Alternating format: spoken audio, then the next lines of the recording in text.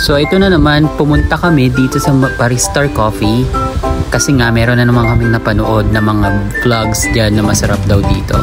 So ito, kasama ng mga kaibigan ko matatakaw, ito, nag-try kami dito kahit wala naman kaming budget.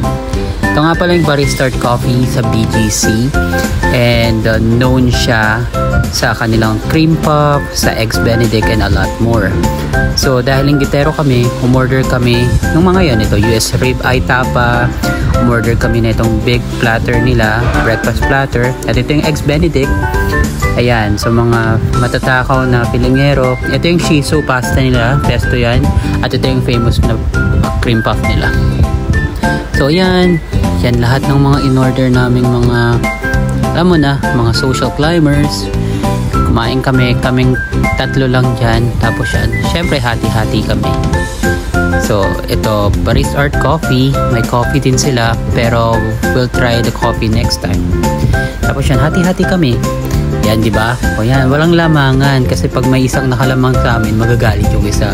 Ganyan kami, mga buwakaw. Tapos ito, pati itong eggs benedict, hinati ko yun sa tatlo, dapat pantay-pantay. Ito yung cream puff nila na talaga naman famous, and masarap siya. Sobrang creamy niya, hindi sobrang tamis yung feeling sa loob. So highly recommended. So ito pa rin, hindi pa rin ako tapos maghiwa. O yan, so kunwari marunong mag-vlog, ganun. Yan, hello. Kaway-kaway lang din minsan. Yan, syempre bungis-kis ng konti kasi yung hiya na kami sa ginagawa namin. Tapos ayan lang. So bago gusto nyo rin siyang itry, okay naman siya dito. Tapos dun sa labas, merong place na pwede kayo mag-picture like that. Alright, thank you so much. So